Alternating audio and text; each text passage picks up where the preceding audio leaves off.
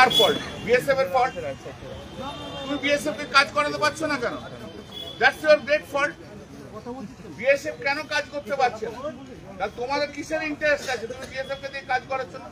পাহেলগাঁয়ে যে ইনসিডেন্ট হয়েছে সেই ইনসিডেন্টের দোষ তো নরেন্দ্র মোদী এবং অমিত শাহ। অমিত শাহ কোন রকম আজকে কোনো ইন্টেলিজেন্স রিপোর্ট ছিল না, ছেলে কেন নাকি বাইরে থেকে কয়েকজন টেররিস্ট এলো, টেররিস্ট এসে গুলি করে মেরে দিয়ে টেররিস্টরা হাঁটতে হাঁটতে চলে গেল, আর অমিত শাহ নরেন্দ্র মোদী ঘুমোচ্ছিলেন। ওদের বিএসএফ কোথায় ছিল? এত বিএসএফ এত সিআইএসএফ। পশ্চিমবাংলাতে একটা ঢিল পড়লে সঙ্গে সঙ্গে 15টা সিআইএসএফ, 15 বিএসএফ, ভোট হলে 1500 কোম্পানি বিএসএফ সিআইএসএফ দেওয়ার জন্য ব্যস্ত থাকে। কিন্তু যেখানে আমরা কি জানি না পাকিস্তান কি নতুন টেররিস্ট কান্ট্রি হলো নাকি? পাকিস্তান তো অনেকদিন আগে থেকে টেররিস্ট কান্ট্রি ভাই, সবাই তো জানে। পাকিস্তান হচ্ছে টেররিস্টদের আতুর ঘরে, তো সবাই জানে। মোদী আর অমিত শাহ বলে বলে জানবো? অপদার্থ দুটো লোক এসছে, নরেন্দ্র মোদী আর অমিত শাহ। সবচেয়ে বড় অপদার্থ হচ্ছে অমিত শাহ। গোপাল ঠাকুর একটা, হ্যাঁ গোপাল ঠাকুর সেই আসছে। এই আওয়াজ তো 2021-এও বলেছিল, এই আওয়াজ তো 2024-এও বলেছিল, সারা ভারতবর্ষব্যাপী বলেছিল না?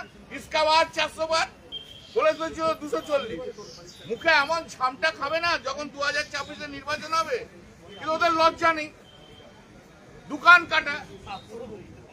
আরে ও সবচেয়ে বেশি রিগিং তো অমিত শাহ করেছে। অমিত শাহ তো রিগিং মাস্টার। অমিত শাহ হচ্ছে রিগিং করার একটা মানে আইডিয়াল ম্যান। লোকে ওকে থেকে রিগিং করার কথা ভাবে। গুজরাটে কম রিগিং করেছে?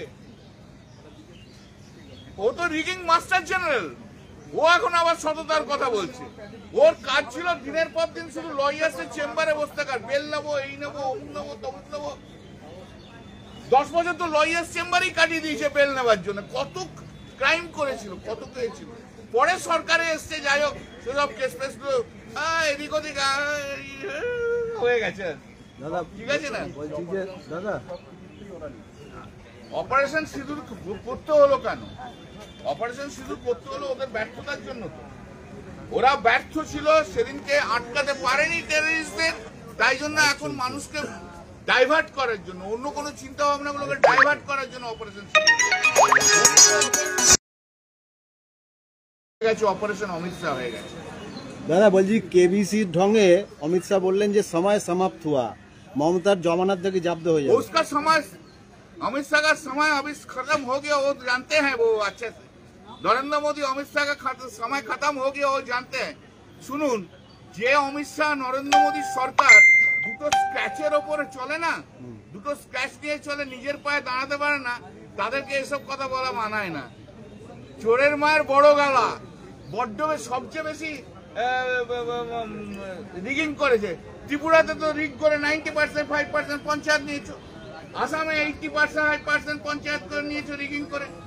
আরে রিগিং করবো কি? চিফ ইলেকশন কমিশনার তো তোমার হাতে অ্যাপয়েন্টমেন্ট, তোমার নিজের লোক। আরে তোমার ডিপার্টমেন্টের লোক অমিত শাহ। আমি আর অন্য ওয়ার্ড ইউজ করছি না, তাহলে আরো মুশকিল হয়ে যাবে। কনস্টিটিউশনাল পোস্ট হোল্ড করে একটু সম্মান দিয়ে বলছি, তো নিজের লোক। চিফ ইলেকশন কমিশনার তোমার লোক, ইলেকশন সব লোক তোমার লোক। তুমি তো বলেছিলে তখনকার সব সরকারি কর্মচারীরা আমাদের সঙ্গে আছে, 2024-এ বলেছিল না? সবাই তোমার লোক, বিএসএফ সিআইএসএফ তোমার লোক। শুধু একটা জিনিস তোমার নেই, যে বাংলার জনগণ তোমার সঙ্গে নেই, আর সব তোমার সঙ্গে আছে। গুন্ডা থেকে আরম্ভ করে, লুঠেরা থেকে আরম্ভ করে, ধাপ্পাবাজ, খুনি সব তোমার সঙ্গে আছে। ইলেকশন কমিশন তোমার সঙ্গে আছে, সিআইএসএফ, বিএসএফ সব তোমার সঙ্গে নেই আছে। নেই শুধু কি বাংলার জনগণ তোমার সঙ্গে নেই। কাঁচকলা করে দেখি অপারেশন পশ্চিমবঙ্গ হবে বলতে। ওই তো বলে দিলাম, হিম্মত থেকে করুক না, হিম্মত থেকে কালকে ইলেকশন করুক না।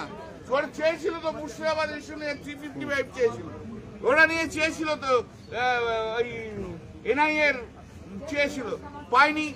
সুপ্রিম কোর্টে গেল, সুপ্রিম কোর্টে যেও চেয়েছিল এই নামে ও নামে সে নামে বেনামে দেনামে, হ্যাঁ কই একটাও তো কিছু পায়নি।